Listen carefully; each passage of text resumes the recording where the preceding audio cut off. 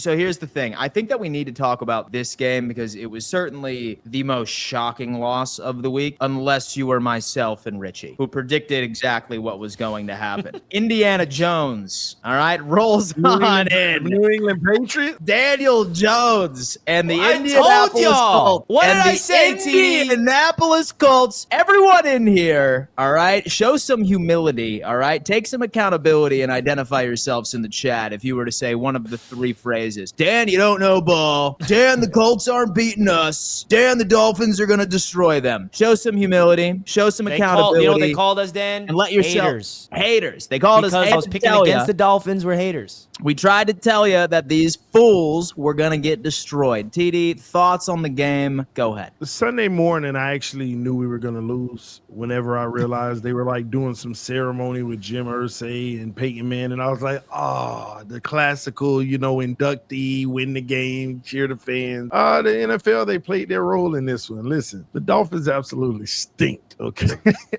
Oh my gosh, we were bad. And when I say bad, facet of the game, we were bad. The secondary got toasted. What was really shocking to me was the defensive pressure, like the D-line was nowhere to be found. Like Daniel Jones had forever and a day to throw the football. He was back there looking like Brady, Peyton Manning. It was ridiculous, man.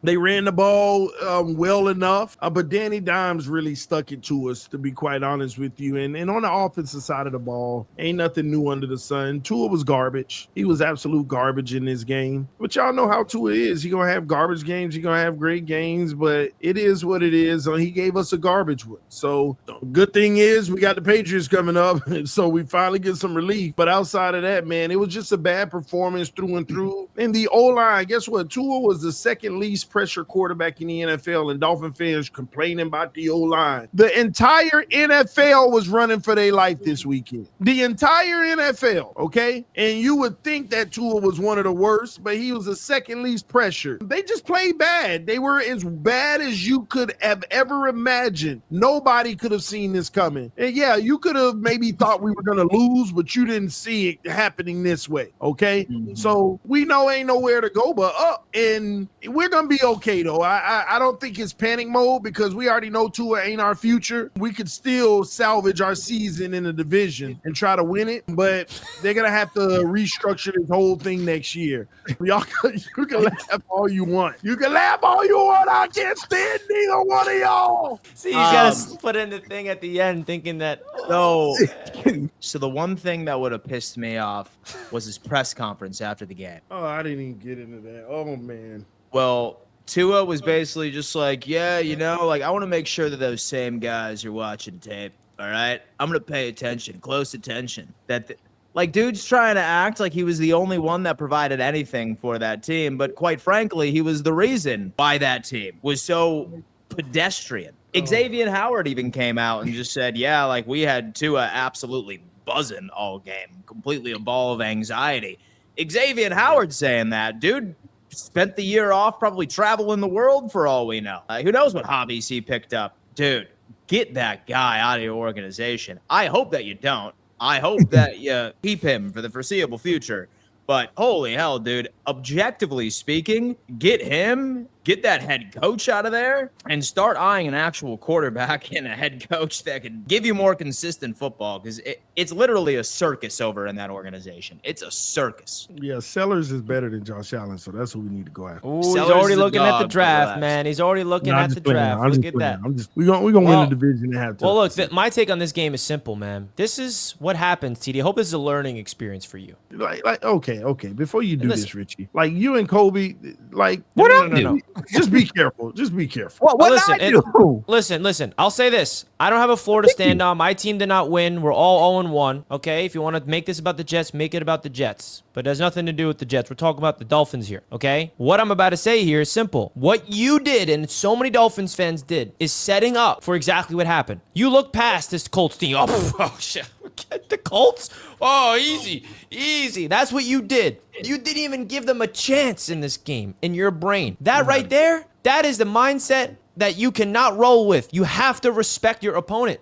They they roll through you. Man, I can't even believe that. I have the Colts winning this game, and when I picked the Colts to win, it wasn't because I'm a hater of the Dolphins and I want the Dolphins to lose. Like, I objectively looked at the rosters, I looked at the coaching staff, and I looked at Daniel Jones getting a new opportunity, and I picked the Colts for that reason. Because what did I say about the Miami Dolphins all offseason? That what they're about to do this year is exactly what the New York Jets did last year. Everything's going to blow up. Everything. And I'm telling you right now, if you're a Dolphins fan, you should want that to be the case. Because if it does not blow up, then you're stuck. You want Tua gone. You want McDaniel gone. You want Chris Greer gone. You want change. Because I've been trying to tell everybody that this is the best possible scenario for the Dolphins. You need to go through a terrible season. Now, it's just one game. Could the Dolphins go out there and hypothetically dominate against the Patriots and get back on the winning side of things? Yeah, they can. It's Overreaction Monday. This is what it's about. But to get blown out like that, for Tua to look that bad, man, that is not how you want to start off your season. And they got a long way to go and before they get any respect from anybody around the NFL, because people are laughing at the Miami Dolphins, and you can see it from a mile away of what's happening. Pending doom with the Miami Dolphins. And I'm not even gonna run around saying, I told you so, because we still got to see the season play itself out. But man, this is what I was telling you about the Miami Dolphins. I don't see anything on this team that sparks fear in anybody. Name somebody on the roster that scares you as an opponent. Tyreek is done. No one's scared of you anymore. And that's the only thing you had, okay? The defense is a liability. The coaching staff is the biggest issue. And if you have a coaching issue, you will see it. The Jets had the worst coaching staff of all time, felt like, last year, which is why he was fired after 5 games. And that's what Mike McDaniel is. We shall see. Outcoached, outperformed. Daniel Jones cooked you. Can you imagine what Josh Allen and a good team's going to do to the Miami Dolphins? Woo, you best believe. But hey, it's only one game, and you got to let them adjust. I'm excited to see that Dolphins-Patriots game, which we will preview on Wednesday night. So give me an over-under of when McDaniel's fired.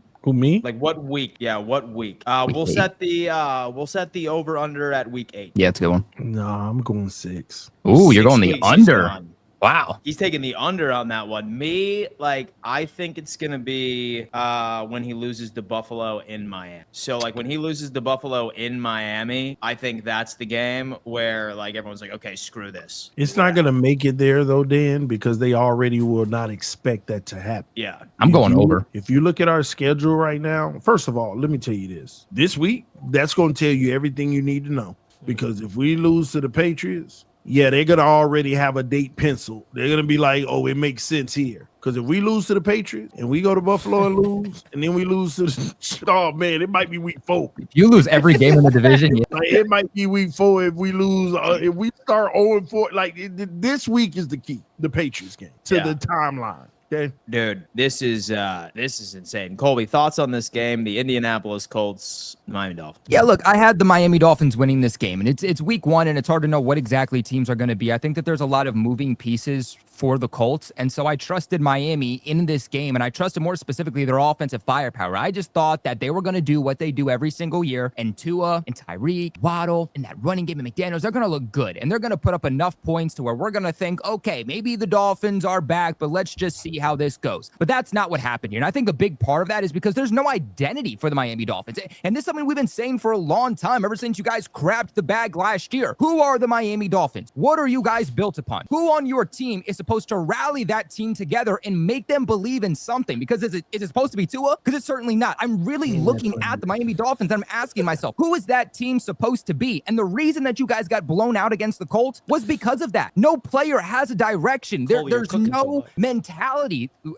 I sound good? No, you're cooking, bro. I'm cooking. I thought you said I was cutting. Man, it's crazy. I can't handle this. They have no mentality. There's nowhere for these players to gravitate, and they're all just going out there and they're all just trying to play a football game individually rather than understanding that this is a team sport. And I actually feel for you, TD. I actually feel for all of you Dolphins fans, because at one point it looked like you had something, but the moment that you guys faced adversity, you couldn't succeed. And the thing about the Dolphins, this is something we know, is that you guys are good in the beginning of the season. You guys are good week 1. That's why I trusted you guys in this game. As the season progresses, that's when you guys struggle. That's when you get bad. You can't win in the cold. You can't beat a team over 500. It's only going to get harder for you. This was a game you're supposed to win. And I'm sorry, but can we stop acting like the Colts are one of the most loaded teams teams in the league that they're a guaranteed playoff team. They're a mid team. They're a middle of the pack team that could be a dark horse team in the AFC for sure. Don't get me wrong. But you had Daniel Jones go and look like he was a franchise quarterback. Okay, this guy put up almost 300 yards on you, did it through the air, did it on the ground. This guy looking like 2022 Daniel Jones that made him a $40 million quarterback. And then you had Tua go out there and crap the bag as soon as he saw his first read wasn't there.